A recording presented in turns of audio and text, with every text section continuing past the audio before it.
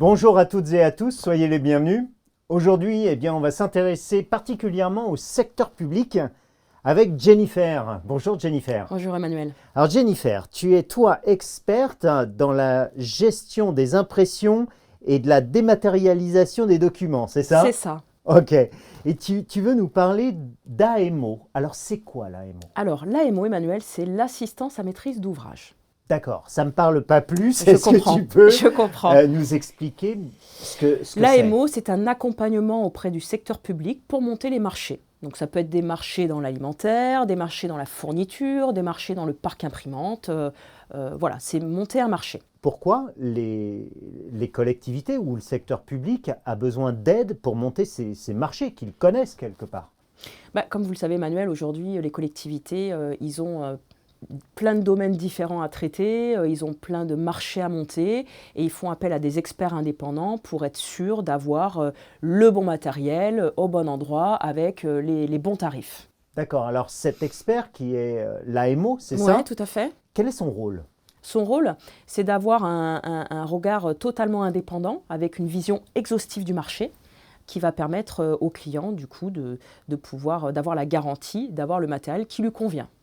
Est-ce que vous pouvez nous donner un exemple un peu concret d'une situation de marché public dans lequel on pourrait faire appel à un AMO? Je vous donne un exemple. On va parler d'un renouvellement de parcs imprimantes et photocopieurs, ce qui arrive assez fréquemment dans les mairies.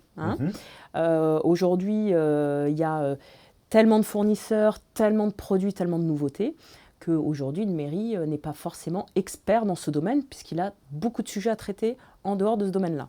Donc il va faire appel à des experts pour faire un cliché haute définition de l'existant et pour ensuite remettre un rapport avec différents scénarios. Et ensuite, le client va choisir le scénario le plus approprié à sa situation, ce qui va permettre derrière de pouvoir enclencher sur le cahier des charges, monter tout le DCE pour la collectivité. DCE? Le dossier de consultation des entreprises. D'accord. Ce qui permet après de recevoir les offres des fournisseurs, ce qui permet après de pouvoir les analyser, les noter et ensuite choisir le fournisseur. Du coup, cet expert, il apporte son expertise technique en gros. Alors, technique, oui, mais aussi juridique. Parce que quand on fait appel à des experts, c'est aussi pour que la collectivité soit protégée de tout recours des fournisseurs. D'accord, donc oui. il amène aussi cet esprit Et oui, c'est pour ça, quand on parle de technique et juridique, c'est aussi très important la partie juridique. On vient de parler de secteur public. L'AMO, c'est possible dans le privé pour les entreprises? En tout cas, dans le privé, une entreprise peut tout à fait faire appel à des experts indépendants pour pouvoir gérer toute cette partie-là. Qu'est-ce qui change? On n'est plus dans le code des marchés publics. D'accord, donc là, voilà. On rentre dans autre chose.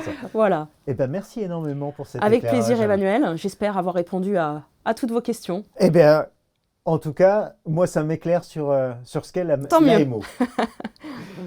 Si vous êtes dans le secteur public ou si vous connaissez des personnes du secteur public, vous savez aujourd'hui que lorsqu'ils font appel à un marché, ils peuvent se faire assister par des experts.